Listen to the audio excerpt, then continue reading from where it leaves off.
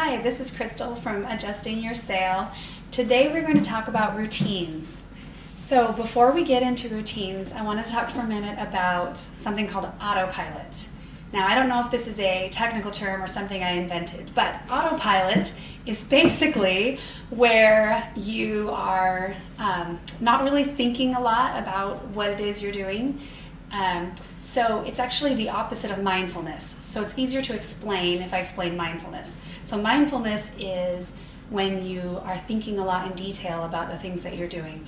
So if you're going to go brush your teeth, you're going to think about how the ground feels underneath your feet. You're going to think as you walk into the bathroom, you're going to look at the mirror and notice if there's fingerprints, and you're going to feel how the toothbrush feels in between your fingers, and you're going to really choose which toothpaste that you want and feel the textures and the taste. And so that's mindfulness. Mindfulness is very being aware of everything in the moment. So autopilot is when you are not really thinking about all the details. You're just getting the job done.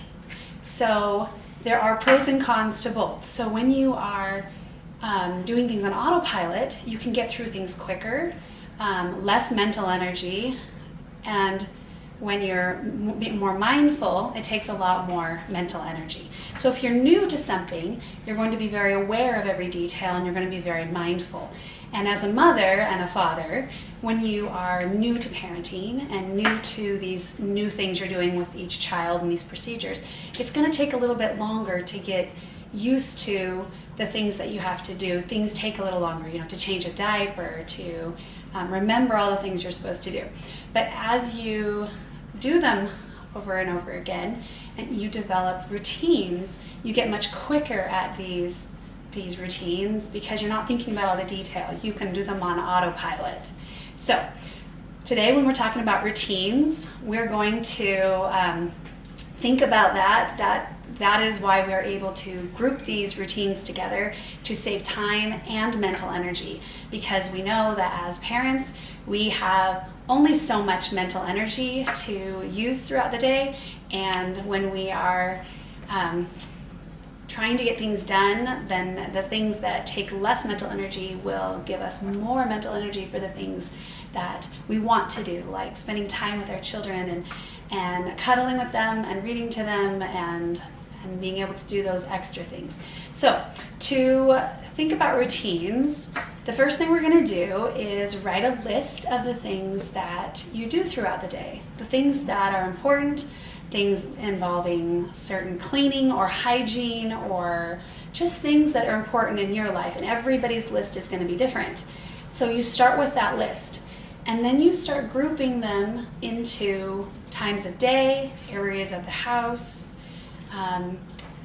As you start doing them, you will see a trend. Like, for instance, when you go to get ready for bed, what are the things that you do to get ready for bed? Do you change your clothes and brush your teeth or wash your face or take a shower? Or, everybody's list is going to be different. So you would make that little list of the things that you want to do, and that would be your nighttime routine, the things that you're doing. So one thing to keep in mind as you're setting up these routines and coming up with what are the things that you need to do, try to keep the lists as short as possible, because as the lists get longer, it can feel like a burden, and then you won't even want to do it at all. So if you know that when you have to go to bed, I have this list of 10 things waiting for me, you're not even going to want to go in there. So try to keep it as small as possible. Don't be afraid to add things as you need it, but keep that initial list really small. So that leads me to the children. So we're coming up with routines for us, the things that we need to do. Actually, side note, as we are doing things for ourselves and we're doing these routines as parents, your children will interrupt you. Unless it's after bedtime and they're all in bed, if it's during the day, they're going to get interrupted. I know the first thing in the morning, I get woken up to my 2-year-old crying in the morning. And if I don't wake up before him, I don't get any of my morning routine done without him. So you get interrupted, you go back. You get interrupted, you go back. That's parenting. So don't feel like you have to get it all done before the child disturbs you. That's okay. That's normal. Okay, so for the child's routine, same thing. What do you expect them to do throughout the day? What is important? And then group it together by time of day and when you want those things done. And it will help you to really get an idea of what you expect from them, and then you can teach it to them and they'll know what you expect from them. So one of the things that we did when my girls were little, we made a little chart like this. Can you see it?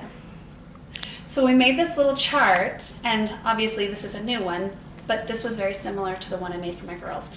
And we cut it, it's on cardstock, and I would put it on the wall, and every day they would see, brush teeth, get dressed, and say prayers. And that was our routine. That was our morning and night routine. And it got to where I would just ask them, did you do your 3 things? Do you do your 3 things? And they knew exactly which 3 things I was talking about. Because, well, for one, they're never gonna forget breakfast. They're never gonna forget to go to the bathroom. Those are normal things. But these things are the things that got forgotten. So this was our routine, was to make sure those 3 things always got done. And that's why they always have their teeth brushed and we have hardly any cavities. So that's really important to us. So that's basically the routine thing for the kids. So the other things that we do with the kids is with chores is we just do one big Saturday morning chore thing where we put a bunch of chores on the whiteboard. On the refrigerator we have a whiteboard and we put all the chores and there's a line next to it, and the kids wake up and they put their initial next to the chore that they choose, and that's the chore they have to do that day before they can go do other things. And that's really helpful. Let's see, I can't think of any other ones specifically that we do with the kids except when I do laundry, I'll do the boys' laundry on Mondays, and then when I throw it all in the basket and I throw it in the boys' room, and then when we put the boys in bed, they sit and fold clothes with me as they're getting ready for bed. And it only takes about 5 to 10 minutes extra getting ready for bed, but they're helping me and they're getting used to folding their own laundry, and it all gets done and I don't have to do it all by myself. So that's really helpful. Let's see. So I think that's it for that. So another thing that I want to talk about was bedtime. So having an actual time that the kids go to bed, and this could be whatever time you feel is right. Talk to your doctor. I know my kids' doctors, when they go in for wellness checkups, they always ask what if they're getting so many hours per sleep every night. So you can use that amount. You can talk to your doctor and say what's a normal time. You can Google articles and find articles on what is the best bedtime for your child, and then you can also adjust it as you try it out. So if you try a time and it doesn't work, they don't get enough sleep, or they are up earlier, whatever, you can adjust it. But it is important for the kids to have a bedtime, and I'll tell you why. When the kids are not getting enough sleep, they're not able to function as well during the day. And I find that they will overeat because they're tired. And that might be part of the problem in our country with the obesity, is maybe the kids are not getting enough sleep at night. So getting enough sleep helps with that. It also helps with mental energy as they're trying to learn new things and play throughout the day and figure things out. And they need that sleep. But also the parents need sleep. The parents need them to go to sleep so the parents can get a break. So kids take a lot of mental energy. They take a lot of thought and time, and so when they go to sleep, we get a break. Like right now, my kids are in bed. I finally got time to make this video because they are asleep. This doesn't happen, I can't do it during the day, or I would be having to stop every 5 seconds and help them. So this is when I get my break, and I need that mental time to be able to help them throughout the day, to be able to relax a little bit. Anyways, so bedtime is super important for both the kids and the parents. We already did that. So as far as like weekly routines for like chores and stuff, I'll give you a couple things that I do. Obviously adjust anything that works for you, because if it works for you, then that's what's important. It's the most important to really just relax and figure out what do you expect of yourself, what do you need done, and figuring out when to do it, and then being consistent in doing it. So that way you can have, like, for instance, I used to get really upset when my kids made messes, because what am I going to do? I got this big mess to clean up, and now I have all these towels. I'm going to have to do all this extra laundry, and what am I going to do? So then when I started my weekly laundry routine, where Monday I do the boys' laundry, Tuesday I do my laundry, Wednesday I do the towels and things, I knew that if I cleaned up that mess with those towels, threw them in that basket, I knew they were going to get done the next day, because I do towels on Wednesday, so that's when they're going to get done. So I never had to worry about the messes, because it was going to get done. And I had a place where it was going to sit and it was going to be fine. And so it helps to have those routines so that you don't have to worry that it's going to get done. Okay, so most important thing with routines is that you are consistent. So I won't say this with all children, but I know with many children, and most of my children, that when you try to get them to do something that is not normal. So say you don't have a routine. Sometimes you ask them to brush their teeth and sometimes you don't. So then you find that they're fighting you. They don't want to brush their teeth. Why are you making me do this? Why is this important? You can't make me. All of these things. And so you're fighting them every time you remember that they should do that. And then you find that you go to the dentist and there's cavities because you're inconsistent with brushing teeth, and it's a big mess and a big fight. But as you develop, like my silly little every night, every morning, did you do your 3 things? We don't have problems with the cavities because we've gotten this routine in. But my point was, you have to be consistent with the routine. And as you do this morning and night, morning and night, morning and night, they stop fighting you. They realize this is just what we do. This is normal. It gets to the point where they just do it and they don't even need you anymore.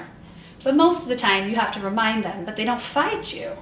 So as you develop these routines, be super consistent with the children, and they'll catch on and they'll get it. But you have to be, it has to be all the time, so that they know they can count on that's going to be, and they'll fight you. But just keep going, just keep trying, keep showing them it's important, keep dragging them along. Nope, we're going to do this. This is great. This is going to be good for you. This is important.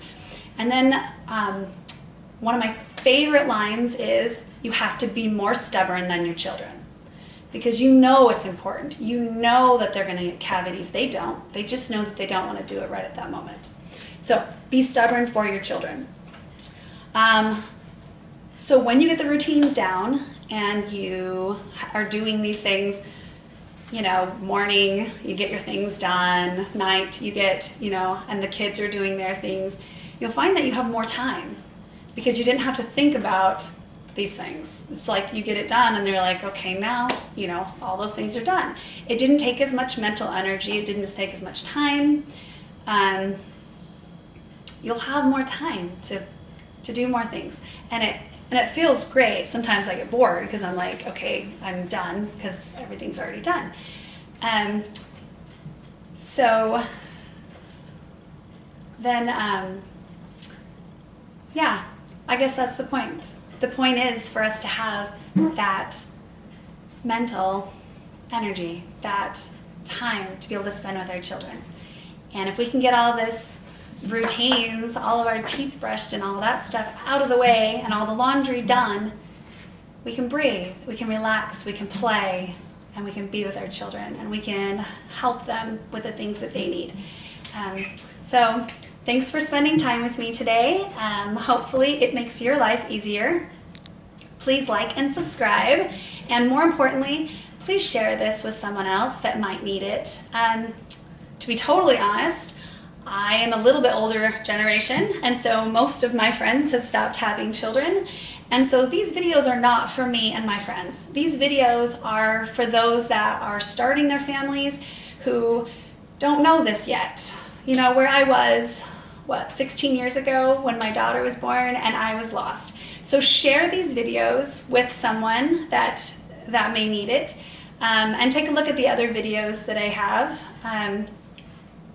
What else was I going to say? Because I always forget everything I'm going to say.